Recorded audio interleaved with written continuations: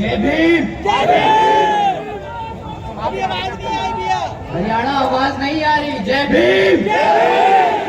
बहन जी तक आपका जय भीम पहुंचाना है। जय भीम। ये हुई ना बात साथियों। मैं समझ सकता हूं कि आप काफी देर से इंतजार कर रहे हैं, पर आपके जय भीम से लग नहीं रहा कि आपके पेट के अंदर की आग अभी खत्म हुई है। तो आप सबको मेरे तहे दिल से जय भीम। जय भीम। सबसे पहले मैं अपने सभी संतों, गुरुओं, महापुरुषों को, जिसमें खासकर महात्मा ज्योतिबा फूले, छत्रपति शाहू जी महाराज, नारायण गुरु, पेरियार रामास्वामी जी, बाबा साहब डॉक्टर भीमराव अंबेडकर जी एवं मान्यवर साहब श्री काशीराम जी को नमन करता हूं। मान्यवर साहब श्री काशीराम जी के विचारों को देश के कोने कोने तक ले जाने वाले और सर्व समाज को शासन, प्रशासन व अनुशासन का उदाहरण दिखाने वाली उनकी एकमात्र उत्तराधिकारी हमारी आदरणीय बहन कुमारी मायावती जी ही है। उत्तर प्रदेश की चार बार मुख्यमंत्री, लोकसभा व राज्यसभा की कई बार सदस्य रही आदरणीय बहन कुमारी मायावती जी ने बाबा साहब डॉक्टर भीमराव अंबेडकर जी और मान्यवर साहब श्री काशीराम जी के मिशन के लिए अपना पूरा जीवन समर्पित कर दिया। और मुझे गर्व है कि मुझे ऐसे महान नेता के नेतृत्व में काम करने का मौका मिल रहा है। आदरणीय बहन कुमारी मायावती जी का मैं हार्दिक अभिनंदन और आभार व्यक्त करता हूं। हरियाणा प्रदेश की इस पावन धरती पर खड़े होकर आप सबके सामने अपनी बात रखने का जो सौभाग्य मुझे मिल रहा है, तो इसके लिए मैं आप सभी का तहे दिल से आभार व्यक्त करता हूं। साथ ही साथ आज यहां हम सबके बीच मंच पर मौजूद हरियाणा स्टेट के इंचार्ज श्री रणधीर सिंह बेनीवाल जी और श्री राजवीर सिंह सोरखी जी, चौधरी मनोज कटारिया जी, श्री प्रकाश सिंह पारखी जी, श्री महेंद्र पुराण जी, श्री आशीष खननवाला जी का भी मैं धन्यवाद करता हूं। हरियाणा प्रदेश के अध्यक्ष श्री एडवोकेट गुरमुख सिंह जी, प्रदेश उपाध्यक्ष श्री नरेंद्र राणा जी और प्रदेश कमेटी के सभी सदस्यगण के साथ साथ यहाँ पर इतनी बड़ी संख्या में मौजूद सभी छोटे बड़े पदाधिकारी एवं हमारी पार्टी के महत्वपूर्ण कार्यकर्ता व समर्थकों का भी मैं तहे दिल से शुक्रिया अदा करता हूं। साथियों, बाबा साहब डॉक्टर भीमराव अंबेडकर जी ने लोकतंत्र की इस तरह व्याख्या की थी: a form and a method of government whereby revolutionary changes in the economic and social life of people are brought about without bloodshed. Let's imagine this version of India, जहां पर स्कूलों में बच्चों के बीच भेदभाव नहीं होता। ऐसा है बाबा साहब के विचारों का भारत। जहां पर महिलाओं पर अत्याचार नहीं होता। ऐसा है बाबा साहब के विचारों का भारत। जहां पर आपका प्रमोशन आपकी जाति देखकर नहीं, आपकी काबिलियत पर होता है। ऐसा है बाबा साहब के विचारों का भारत। जहां पर हर जाति और धर्म को बराबर का सम्मान मिले। ऐसा है बाबा साहब के विचारों का Bharat. Baba Saheb doctor Bhimrao Ambedkar ji believed in an India where women had the same rights as men. But sadly, we don't live in Baba Sahab's version of India. सच तो ये है कि वर्तमान की केंद्र और हरियाणा की प्रदेश की भाजपा सरकार न सिर्फ युवा, बुजुर्ग और महिला विरोधी है, बल्कि यह भाजपा सरकार गरीब, दलित, आदिवासी, पिछड़े वर्ग व अन्य धार्मिक अल्पसंख्यक समाज विरोधी भी है। साथियों, भाजपा सरकार ने इलेक्शन में पिछली वाली सरकार में आने से पहले कई वादे किए। इनमें से कुछ मैं आपके सामने रखना चाहता हूं। इनका पहला वादा एससी और बीसी के लिए 14,000 से ज्यादा आरक्षित सरकारी नौकरियां भरने का। पहले ये वादा कांग्रेस की सरकार ने किया था। फिर 2018 में वर्तमान की राज्य भाजपा सरकार ने किया। मैं यहां मौजूद सभी भाइयों से पूछना चाहता हूं कि क्या आप सबकी लग गई सरकारी नौकरियां? नहीं। थोड़ी और तेज बोलिए, आवाज पहुंच नहीं रही है। नहीं। तो मुख्यमंत्री जी, मैं आज अपने भाइयों की तरफ से ये पूछता हूं कि आपका वादा एससी बीसी की आरक्षित नौकरियां भरने का एक झूठ था।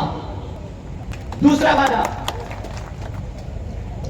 2019 के चुनाव के दौरान राज्य की भाजपा सरकार का वादा युवाओं के लिए 25 लाख नौकरियां देने का। साथियों, आज 5 साल बाद 2023 में मुख्यमंत्री जी अभी कुछ दिनों पहले बोलते हुए ऐलान करते हुए पाए गए कि युवाओं को दी जाएंगी सिर्फ 50,000 नौकरियां।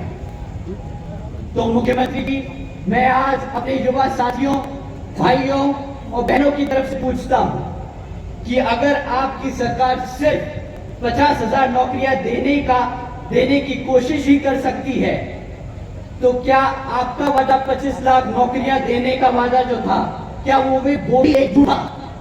साथियों, झूठ था कि नहीं? झूठ था। थोड़ा और तेज, झूठ था कि नहीं? झूठ था। झूठ था। साथियों, तीसरा वादा हमारे किसान भाइयों की आमदनी दुगनी करने का।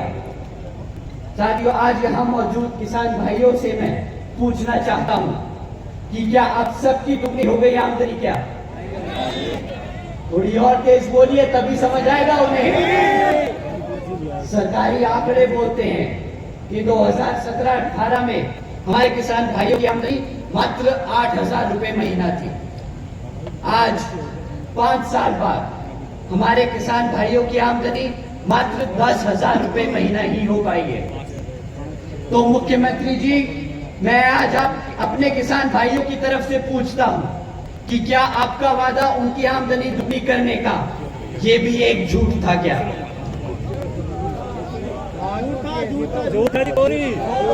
था? तो तेज तेज बोलिए, झूठ था, झूठ था, झूठ था। झूठों की सरकार थी।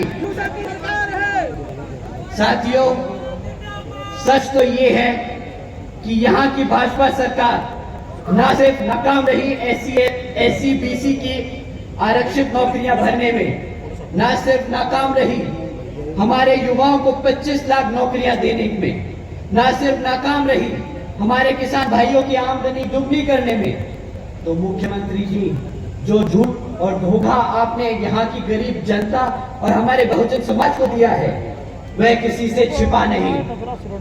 हमारा बहुजन समाज जो मुख्यमंत्री के साथ साथ प्रधानमंत्री बनाने की ताकत रखता है, उसी समाज का अभी तक शोषण किया जा रहा है। और यह अकेले हरियाणा प्रदेश का हाल नहीं, बल्कि हर एक उस प्रदेश का हाल है जहां जहां पर मनुवादी सोच रखने वाली सरकारें चल रही है। और यही फितरत और आदत कांग्रेस सरकार की भी है। धोखा देना, कमजोरों पर अत्याचार करना और बहुजन समाज को दबाकर रखना। साथियों, इसी तरह है केंद्र की भाजपा सरकार। केंद्र की सरकार का वादा 10 करोड़ नौकरी देने का, केंद्र की सरकार का वादा महंगाई कम करने का, केंद्र की सरकार का वादा गरीबी खत्म करने का। क्या यहां बैठे मेरे साथी लोग बता सकते हैं कि लग गई उनकी नौकरियां? क्या आप लोगों के लिए हो गई महंगाई कम? क्या आप लोगों की बड़ी आमदनी? साथियों, जो 10 करोड़ नौकरी देने का वादा किया था ना, 5 करोड़ लगी हुई मैन्युफैक्चरिंग सेक्टर्स की नौकरियां, वो भी घटकर अब 2.5 करोड़ ही रह गई है। आपको 10 करोड़ नौकरियां क्या देंगे वो? जो महंगाई का ढिंढोरा पीट रहे थे 2014 में, और हम जैसे आम आदमियों को बता रहे थे कि 50 रुपए का पेट्रोल बहुत महंगा हो गया है, आज उनसे कोई जाके पूछे कि क्यों भाई 100 रुपए का पेट्रोल अब महंगा नहीं लग रहा? किसी को लग रहा है कि नहीं लग रहा है 100 रुपए का पेट्रोल महंगा है?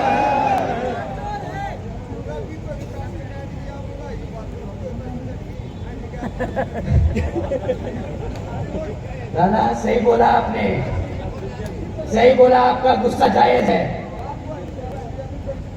साथियों, जो गरीबी खत्म करने निकले थे, आज नोटबंदी जैसे काम करके शायद हम जैसे गरीब लोगों को ही खत्म कर चुके हैं। 2014 में 2 करोड़ 70 लाख लोग जो गरीबी रेखा के नीचे थे, आज हम सब की संख्या बढ़कर 13 करोड़ से ज्यादा हो चुकी है। शायद भाजपा सरकार वादा सिर्फ और सिर्फ तोड़ने के लिए ही करती है। मेरा तो ये मानना है कि गरीब, दलित, आदिवासी, पिछड़ा वर्ग व अन्य धार्मिक अल्पसंख्यक समाज को मुफ्त का राशन नहीं चाहिए। हमें चाहिए तो सिर्फ और सिर्फ निष्पक्ष चुनाव।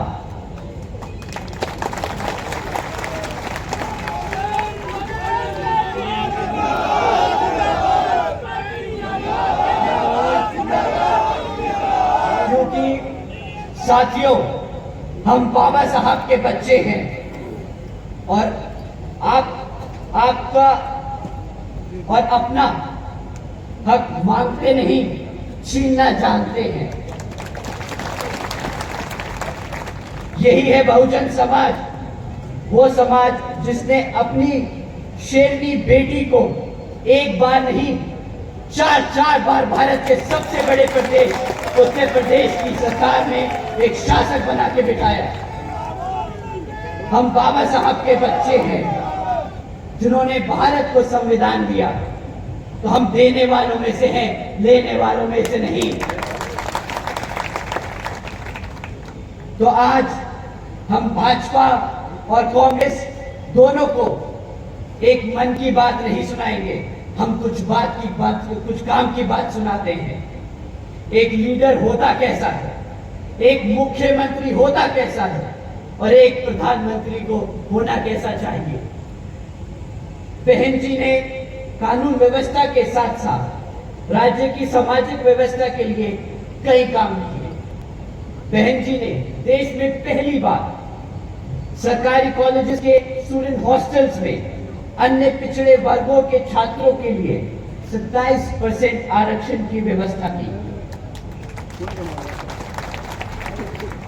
बहन जी ने हमारे सभी संतों, गुरुओं और महापुरुषों को सम्मान में कई जिले और यूनिवर्सिटीज उनके नाम पे रखी गई, जैसे Gautam Buddha university, Ambedkar university, Chhatrapati Shahuji Maharaj university, Mahatma Jyotiba Phule नगर, महामाया नगर, संत कबीर नगर एवं गौतम बुद्ध नगर।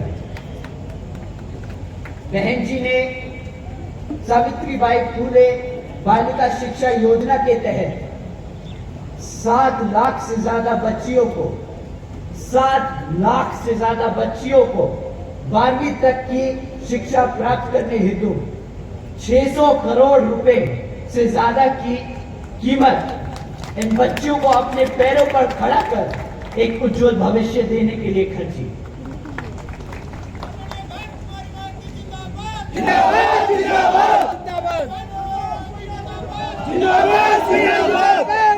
साथियों,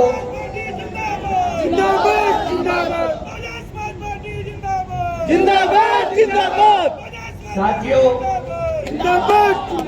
बहन जी ने महामाया गरीब बालिका आशीर्वाद योजना के तहत हम तुम्हारे साथ हैं।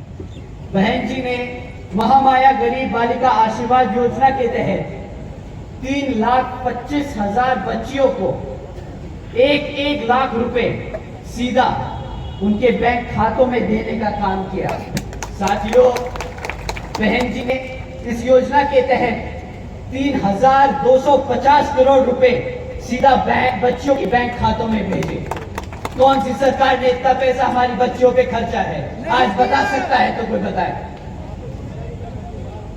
भारतीय जनता पार्टी एक तरफ 20 लाख रुपए देने का झूठा ढिंढोरा पीटती है और ना ही दे पाती है।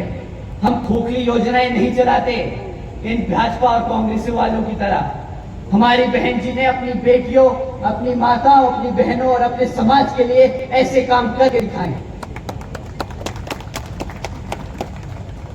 आदरणीय बहन जी ने अपने शासनकाल में 12,500 करोड़ की लागत से 12,500 करोड़ की लागत से हमारे SC, ST, OBC व आदिवासी समाज के 3,50,000 से ज्यादा परिवारों को महामाया आवास योजना के तहत अपना खुद का घर दिया।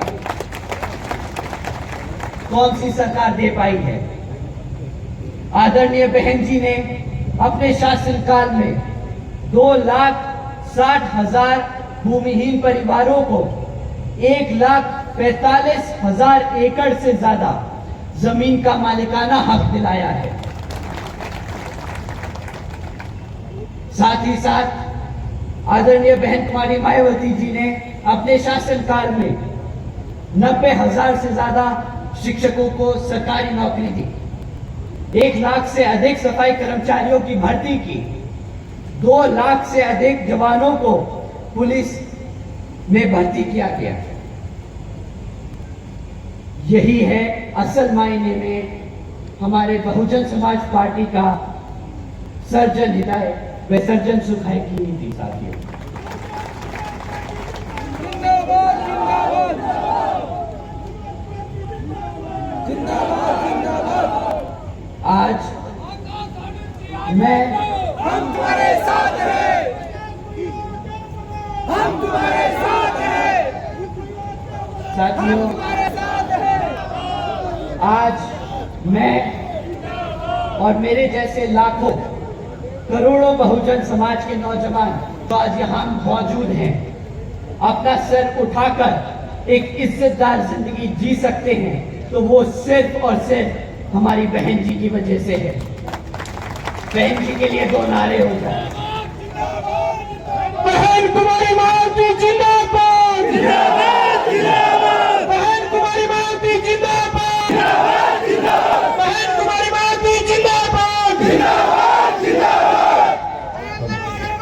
मैं आज यहाँ अपना सिर झुकाकर अपने दिल पर हाथ रखकर बहन जी का शुक्रिया अदा करता हूँ। बहन जी, आप हैं तो हम सब हैं।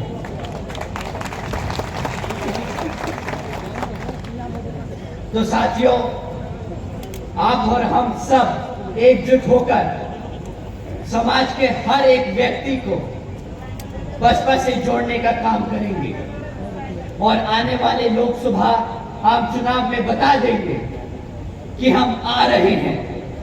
हम आ रहे हैं हर एक उस चीज के लिए जो इस संविधान में हमारे समाज के लिए हमारे गुरु हमें देकर गए हैं, बाबा साहब डॉक्टर भीमराव अंबेडकर जी। सही मायने में यही होगा यहाँ की राज्य और केंद्र की भाजपा सरकार को मुंहतोड़ जवाब। अंत में मैं यहाँ मौजूद सभी इतनी बड़ी संख्या में आई माताएं बहनें जो आज यहाँ बैठी हैं इतनी गर्मी में, आप सभी का जो इतनी दूर से चलकर हम सबको आज यहाँ सुनने आए हैं, तो आप सभी का मैं तहे दिल से शुक्रिया अदा करता हूँ।